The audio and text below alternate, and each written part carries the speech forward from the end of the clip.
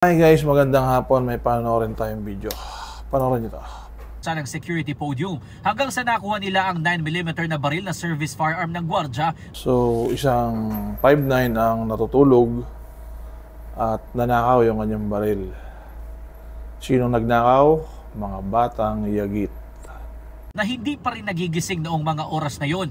Makalipas ang 13 minuto, doon pa lang nagising ang gwardya at Sa mga ganitong pangyayari mga brother, ito yung dapat ay naging eye-opener sa ating mga 5.9. So, lagi nating sinasabi na normal lang na makatulog ang isang tao. Kung hindi natutulog yan, hindi tao yan. Kaya normal na nakakatulog ang gwardya kasi tao lang, hindi robot. Mga ganun yung pangatwiran natin. Pero tama bang pangatwiran yon? Siyempre sabihin natin mali. May iwasan, pwedeng iwasan, pero paano kung hindi may iwasan? So, pag-usapan muna natin ano yung repercussion, ano yung mga magiging dulot. Doon muna tayo sa mababaw na repercussion. Natulog ka sa duty, nahuli ka ng inspector, suspendido ka or bagansya ka. Pumili ka doon sa dalawang yon. So, yun yung mababaw na repercussion.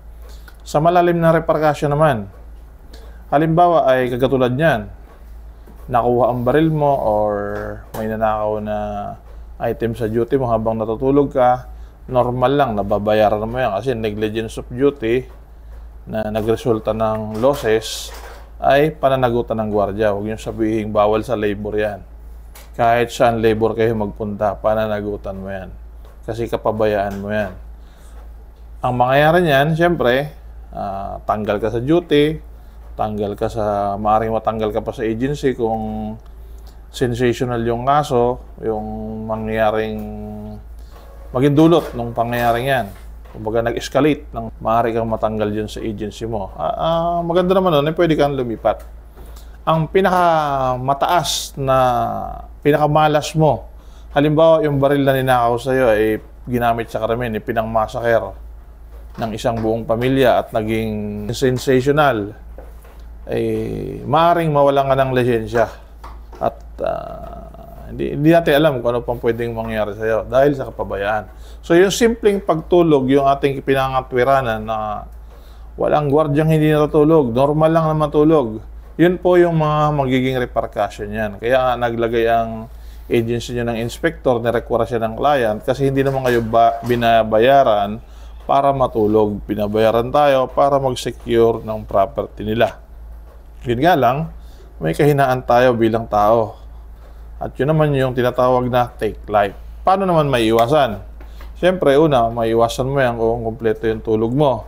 May tulog ka lang sa bahay mo ng siguro mga 6 na oras o 5 oras, 4 na oras. Panlaban na yun sa puyat. Kung ang duty mo ay saktong 8 to 12 hours lamang. Pero kung ang duty mo ay 36 hours ka na, 24 hours, sumusobra ka na sa limitasyon ng tao, normal lang na makatulog ka.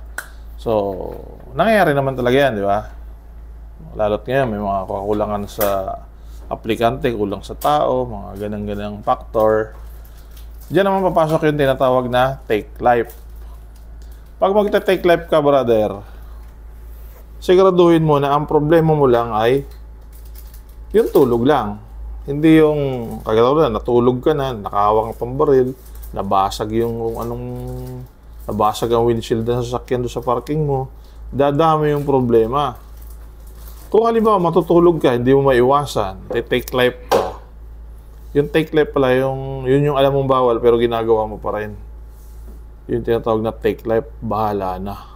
Pag gagawin mo yan, isecure mo yung baril mo.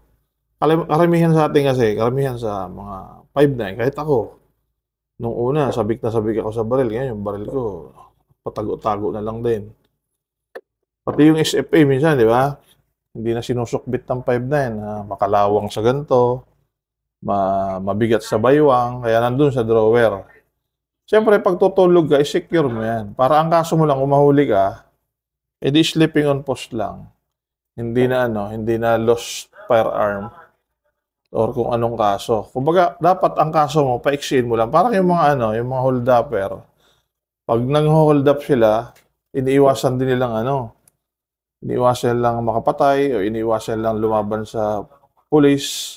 Kumbaga, para pag nahuli ka, Ang kaso mo, robbery hold up lang, walang murder, walang homicide, walang ibang kaso. Yung mga baril nila, baka may ano pa yun, may mga lisensya pa yun para hindi sila makasuhan ng illegal possession of firearms.